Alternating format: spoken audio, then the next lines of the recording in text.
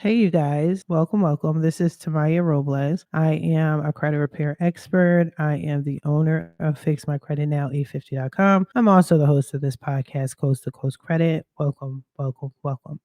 What I'm going to do today is I'm going to go over some of the top FCRA violations that are committed by the credit bureaus to show y'all how to find them on your credit report. So, through this video, I'm going to also pull up a credit report and just break it down for you guys so you can have a visual.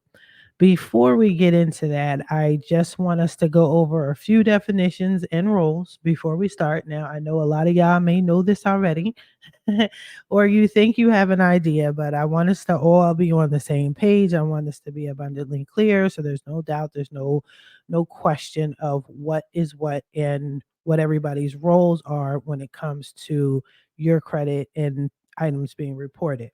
So, first and first, mostly in case you don't know what the FCRA is, I'm going to explain it to you. So, I'm going to be mad technical with it just so there's no confusion. So, I'm literally reading this portion so we're clear. All right. So, the FCRA is short for the Fair Credit Reporting Act. Okay. And under I am not going to give you the 15 USC 1681 all of that, but it's a federal legislation enacted to promote the accuracy, fairness, and privacy of consumer information. Please pay attention to these keywords. I'll repeat it again and let it burn a hole in your memory. Accuracy, fairness, and privacy of consumer. You're the consumer. I'm a consumer. We're consumers of consumer information contained in the files of consumer reporting agencies. It was intended to shield consumers from the wrongful and or neglect inclusion of erroneous data in their credit reports. To that end, the FCRA regulates the collection, dissemination, and use of consumer information, including consumer credit information, together with Fair Debt Collection Practices Act, or the FDCPA. We're going to get into that. The FCRA forms the foundation of consumer rights law in the United States. It was originally passed in 1970 and is enforced by the United States Federal Trade Commission, or you might be familiar, the FTC. If you hear me talk about the FTC, it's the United States Federal Trade Commission, the Consumer Financial Protection Bureau, the CFPB, sorry, the CFPB, and private litigants. We'll go into the FDCPA a little later. I will give you guys a whole breakdown on that. I lightly touched up on that on my last video. I'll put a link into the description for that as well. When I tell ya I'm a factual disputer, what I'm talking about is I look at your credit report and I check for any inaccuracies and I compare it to the FCRA. So your rights under the FCRA. And if there's any information that violates your rights under the FCRA, that is what I'm putting in a dispute letter. So I'm just being clear because one of my potential clients, she asked me what was what did I mean when I said I was a factual disputer. This is what I mean. So I always tell people I don't care to hear your backstory. Your story doesn't matter. What's on your credit report does. The only time your story matters to me is if you can guarantee that the information that is reporting on your credit report is false. You've never heard of these people. There's some sort of fraud or identity theft going on, and you're aware of it, or something of that nature, because I have to handle your credit disputes differently. Other than that, I don't need a backstory, right? Because the information on your credit report is already wrong, it's already fucked up. So I just need to fight it based on your rights under the FCRA. So next, we need to have an understanding of what the credit bureaus are.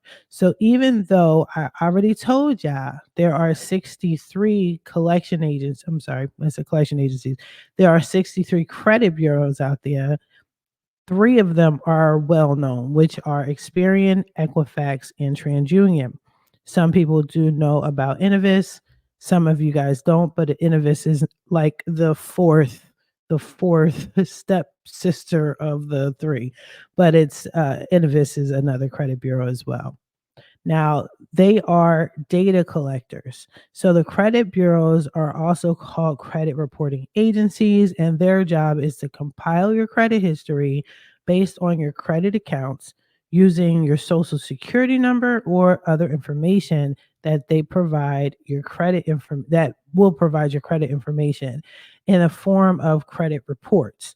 So basically, this is formed for you, so you can get a copy. You're obligated to see what's on your credit report naturally, with free of charge once a year. And it's for lenders or any creditors to determine your credit worthiness. So kind of think of it like a report card. That's like the easiest way I can, compare it. So your credit history, it has other factors too that calculate the score, and I explained that in an older video. Don't worry, I will update my information, but it's always the same. But all of this information is supposed to show up on your credit report like a report card, like how your behavior is, what your history is, how many accounts do you have, things like that. So that's what your credit report is supposed to be made up of. There are several things on your credit report that will be included, like your personal information, your name, your address, your employers. That's considered personal. The year you were born, your date of birth, things like that. The credit bureau, just for the record, does not need to know your full social. The government has it anyway. But whenever you're doing a dispute, you don't have to send a social security number or a social security card. Just the last four is always good. That's what they need, just to triple check that that's you. But what we're going to focus on is strictly the creditors and the collection agencies as far as this video is concerned.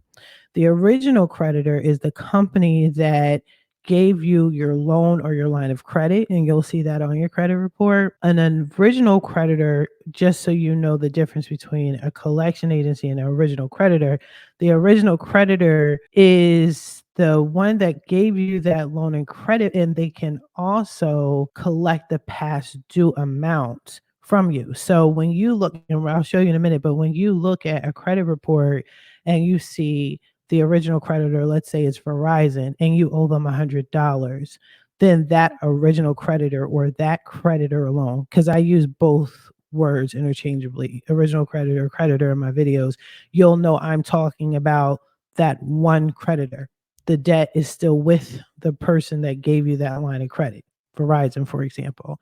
The debt collector or the collection agency, again, I use those interchangeably as well, is usually a third party who has been contracted by the creditor or the original creditor, or they sold the debt to the collection agency. So again, we're going to look at this in a moment, but when you look at your credit report, you're going to see the collection agency, let's say it's Jefferson Capital, and they bought the debt pennies on the dollar from Verizon. So instead of buying your debt for $100, they might have bought it for, let's say, $30.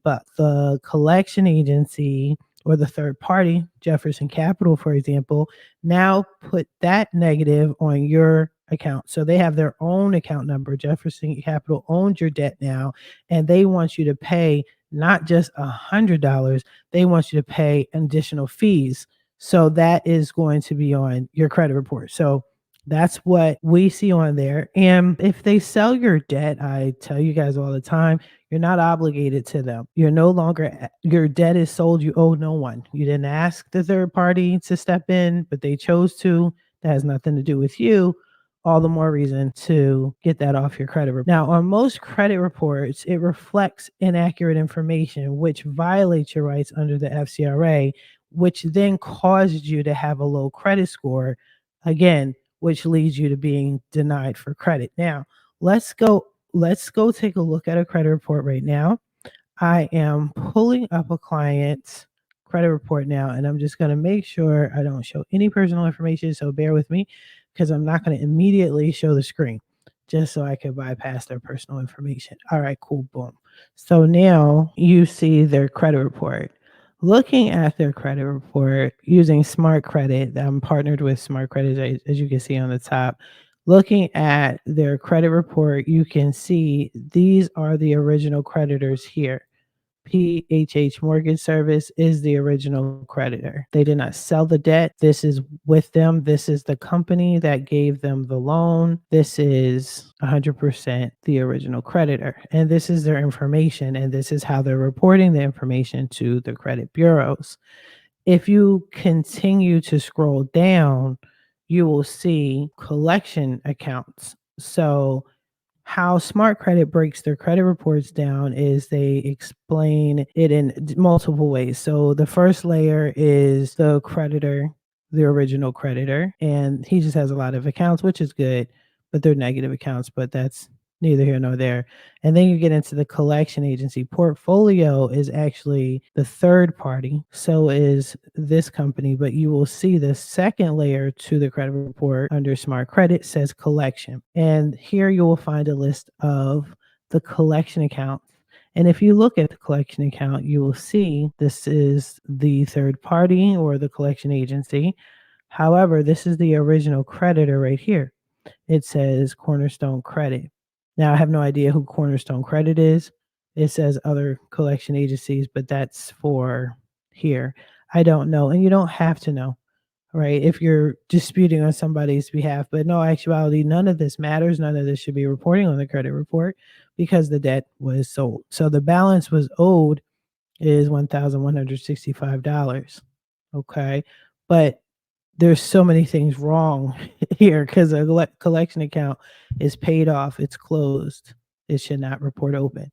But I explained that to you guys in other videos. But again, I just want to stress to you guys collection accounts, charge off accounts, and the violations. And we will definitely get into that.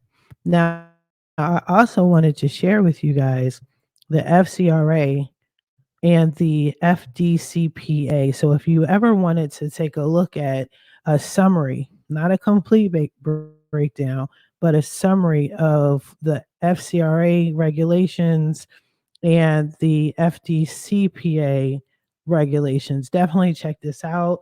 I went to bluecrossmafoundation.org and I got this.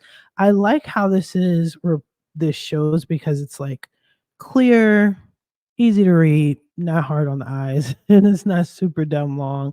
It's really simple to understand. It's so simple to understand that I use this as a reference on one of my other videos. So, yeah, that's just the collections and the charge-offs and the negatives for now. If you guys want to know more, if you want me to go into more detail about the FCR violations and how the violations are made by the credit bureau, definitely check out the next video.